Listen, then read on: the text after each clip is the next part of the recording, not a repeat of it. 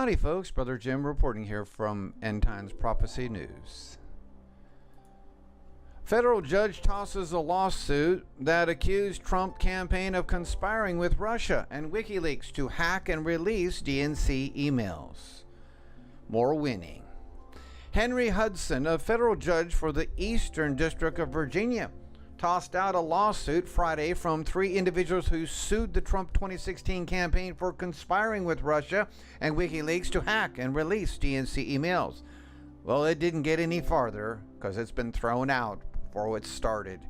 2 of the plaintiffs, Roy Cockrum and Eric Schuenberg, were DNC donors, and the third plaintiff, Scott Kramer, was a DNC staffer who all blamed the Trump camp for their personal information being released in the disseminated emails. Judge Henry Hudson, a George W. Bush appointee, said that even if their claims were true, they failed to state claim upon which relief could be granted, Law and Crime reported. The plaintiffs argued 5 causes of action. The first was based on an alleged violation of federal law, specifically 42 U.S.C. 1985, subparagraph 3, and state violations. The judge said that the federal claim failed because Section 1985 subsection 3 is meant to be remedial for the violation of a substantive constitutional right and doesn't provide any rights itself. Judge Hudson also said Cockrum failed to specify any underlying right. The court said the complaint alleged a sort of First Amendment violation, but failed because there was no government actor involved. The first 3 state claims were for unlawful public disclosure of private facts, one for each of the plaintiffs. After a lengthy discussion over where this disclosure legally should be deemed to have taken place, Judge Hudson said that this could not be determined based on the information in the complaint. As a result, the judge decided to apply the law of Virginia where the lawsuit was filed. This was unfortunate for the plaintiffs because Virginia does not recognize the kind of right to privacy that they claim. Because no such cause of action exists in Virginia, the court will dismiss plaintiffs' claims for public disclosure of private facts without prejudice, the judge wrote. It has been nearly 3 years since the DNC accused the Trump campaign of conspiring with Russia to hack the DNC servers and give WikiLeaks the DNC emails, yet the FBI still has never done a forensic inspection of the servers. We have no proof of the DNC servers were even hacked in 2016, and if they were hacked, by whom? But we have somebody new on the bench. Attorney General William Barr. Former FBI Director James Comey admitted during a January 2017 testimony that the FBI requested the DNC servers on multiple occasions, yet the DNC refused to hand over their servers. There was no pre-dawn buster raid to seize the servers because Democrat privilege. The two-tiered justice system we have in America. The DNC conveniently hired CrowdStrike as part of their deal with the FBI to investigate the servers, and they concluded the DNC servers were hacked by Russian groups dubbed Fancy Bear and Cozy Bear, yet they offered zero concrete proof. Couldn't you come up with better names than that? And we're supposed to just believe notorious liar, crooked Hillary Clinton, that her campaign emails were hacked by Russia on Trump's orders. That's funny, isn't it? On Trump's orders.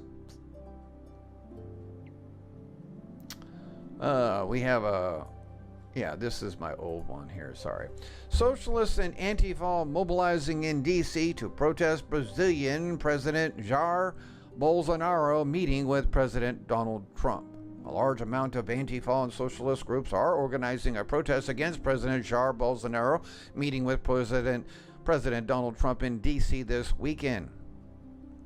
Groups involved with the protests include Smash Racism DC, who were behind doxing many right-wing figures and staging protests at Tucker Carlson's home, Code Pink, DC United Against Hate, DC Socialists, Extinction Rebellion, All Out DC, Resist This, Socialist Alternative DC, March for Racial Justice, Jewish Voice for PC or Peace DC, and Brazilians for Democracy and Social Justice, UMD Socialists, showing up for racial justice and No Justice, No Pride.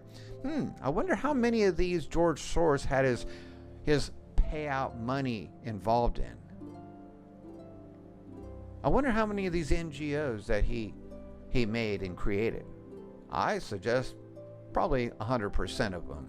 According to the event page, the speaker list will be announced shortly. We will have Brazilian speakers, environmental activists, trans activists, socialist organizers, anti-racist organizers, and others. On March 17th, DC United Against Hate, a coalition of socialist organizations, anti-fascist activists, progressives, and others call for a rally to oppose Bolsonaro's visit to DC. We also wish to show support and solidarity with those in the international community resisting far-right governments and those who support these governments. We hate those Christians. We like our sodomy.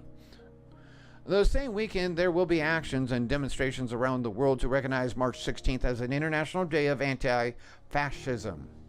So, in other words, if you're a Christian, you're a fascist. That's right. We stand with people from around the world who recognize the fascist threat. In doing so, we are building links and standing in solidarity with our anti-fascist allies throughout the world. So, the anti-fascists are the Muslim radicals who came to cut off your heads and blow you up as martyrs. But they're going to get those 72 virgins in heaven. I know it sounds crazy, but I just gave you the truth. The organization has been pre-making signs for people who attend, urging people to come early so they can take one home. The schedule for Sunday's Antifa rally is as follows. Bolsonaro has been a popular figure among the populist right. The White House has said that the two leaders will discuss opportunities for defense cooperation, pro-growth trade policies, combating transnational crime, and restoring democracy in Venezuela. And Trump tweeted, had a very good conversation with the newly elected president of Brazil, Jair Bolsonaro, who won his race by a substantial margin. We agreed that Brazil and the United States will work closely together on trade, military, and everything else. Excellent call. Wished him congrats. Let's see. Bolsonaro won the election, but we have about, 12, 15 groups that showed up, making it look like they're the majority? Sounds just like America, doesn't it? Trump won, but all the fake NGO little tiny groups come to show up in numbers. The Brazilian president has been referred to by many as the Trump of the tropics. More winning in Brazil. And we'll go one more. Wax my ASS, scrub my BA, whatever. Beto O'Rourke's love poetry from 1988 makes a comeback. Oh, Milky Wonder, sing for us once more. And that's what you have for politicians nowadays. Beto O'Rourke in flowery print with the El Paso Pussycats. So now we know what Beto O'Rourke really is. He's a confused gender. Jim, don't shame don't do no gender shaming now. It might be an abomination unto God, but that's hate speech. The love poetry of Beto O'Rourke is making a comeback. That's love poetry. From Stephanie Hamill, who retweets it, I'm sure the liberal media will be gushing and fawning over this rock star's creativity. Watchful poetry reading here. I need a butt shine. Right now you are holy, O sacred cow. I thirst for you. Provide milk. Buff my love the cow. Good fortune for those that do. Love me. Breathe my feet. The cow has risen. Wax my... Wow.